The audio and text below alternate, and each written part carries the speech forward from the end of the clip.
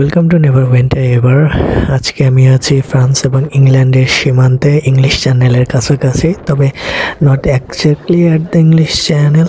তবে জায়গাটাতে আমার ফ্রান্সের মধ্যে অন্যতম সুন্দর একটা জায়গা হচ্ছে এই এরিয়াটা। পাহাড় এবং সমুদ্র এই জায়গাটাতে একসাথে এসে মিশেছে এবং যারা হাইকিং পছন্দ করে তাদের জন্য একটা পারফেক্ট জায়গা। তো আমি হাঁটতে হাঁটতে 4 নম্বর 5 নম্বর ক্লিপসে চলে গিয়ে এই জায়গাটা আবিষ্কার করছি। নর্মালি এখানে মানুষ আমি 5-10 জনের বেশি দেখি নাই, কারণ 1 থেকে 2 নম্বর ক্লিপসেই সবাই যায়, কিন্তু 3-4-5-এর মধ্যে যাইতে অনেক টাইম লাগে, কমপক্ষে 2-2.5 ঘন্টা হাইকিং করতে হয়।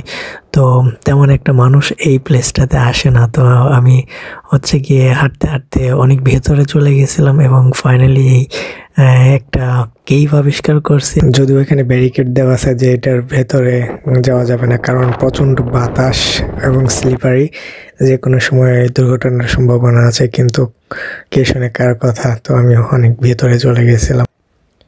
ফ্রান্সে আমি ছিলাম মোট 7 দিন। তার প্রথম দিনে আমি এখানে চলে যাই। তো এখানে যাওয়ার সময় আমার খুবই এক্সপেন্সিভ একটা টিকিট কাটতে হয়েছিল। আমি আগে জানতাম না যে ফ্রান্সে অ্যাডভান্স টিকিট কেটে রাখলে অ্যাকচুয়ালি রিজিওনাল টিকিট এর ক্ষেত্রেও যদি অ্যাডভান্স টিকিট কেটে রাখা যায় তাহলে 50% ডিসকাউন্ট পাওয়া যায়। 50% কমে কেনা যায়। কিন্তু আমি সেটা প্রথম দিন জানতাম না, সেজন্য প্রথম দিন আমার 2 ঘন্টার জার্নির জন্য খরচ হয়েছিল 44 ইউরো। তো এবং এখানে যাইতে আমার লাগছে 5 ঘন্টারও বেশি। তো এখানে যাওয়া অনেক একটা হেক্টিক ব্যাপার। অনেকগুলো বাস চেঞ্জ করতে হয়, ট্রেন চেঞ্জ করতে হয়। তবে এখানকার সবচেয়ে বিরক্তিকর ব্যাপার হলো এখানকার স্টেশনগুলো খুবই বড়। তো সুতরাং কোনো একটা স্টেশনে ঢুকলে কমপক্ষে হাতে 15 থেকে 20 মিনিট এবং নিউকামারদের জন্য 30 থেকে 35 মিনিট হাতে সময় নিয়ে ঢুকতে হবে, কারণ তাছাড়া কোনো স্টেশন পাওয়া খুবই দুঃসাধ্য ব্যাপার। একটা স্টেশন থেকে ঢুকতে বের হইতে অনেক বেশি সময় লাগে। ফর এক্সাম্পল, আমি একটা স্টেশনে প্রায় 150 থেকে 200 সিঁড়ি আমার ক্রস করে তারপরে বের হইতে হয়েছে। খুবই অ্যানোয়িং। এখানকার স্টেশনগুলা খুবই বড়, তো অনেক হাতে টাইম নিয়ে যাইতে হবে। আর তো এখান থেকে আমি প্যারিস থেকে এই জায়গাটাতে আসতে আমার প্রায় যাতায়াত খরচ ছিল 80 ইউরো। আর আমি জার্মানি থেকে প্যারিসে আসছি মাত্র মনে হয় যে 40 ইউরো দিয়ে। তো সুতরাং ফ্রান্স খুবই এক্সপেন্সিভ। তো ইন্টারনাল ফ্রান্সের রিজিওনাল বানগুলা আরও এক্সপেন্সিভ। তো এখানে গিয়ে পানির মতো টাকা যাবে, তবে কিছু করার নাই। এখানে আমি যেদিন আসি সেদিন ওয়েদারটা মোটামুটি রেইনি ছিল, আবার মাঝে মধ্যে রোদ উঠতেছিল আর প্রচণ্ড রকমের বাতাস ছিল। আমার মনে হচ্ছিল যে আমি উড়েই যাব। তবে বাতাসটা একদিক থেকে ভালো লাগতেছিল, কারণ 1000-2000 মিটার 1500 মিটার উপরে গিয়ে একটু বাতাস থাকবেই।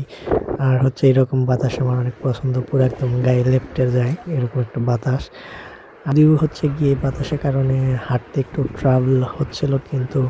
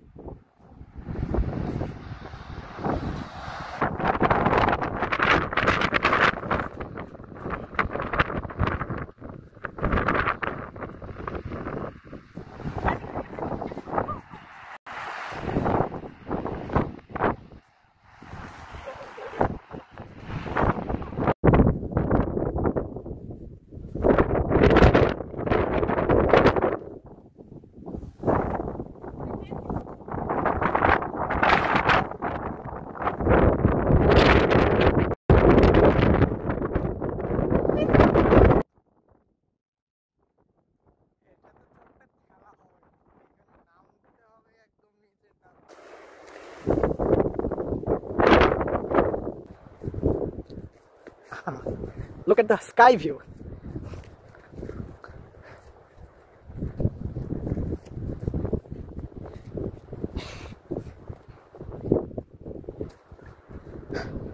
তো ওইখানে ছিলাম, ওইখান থেকে ক্রস করে এখানে চলে আসছি।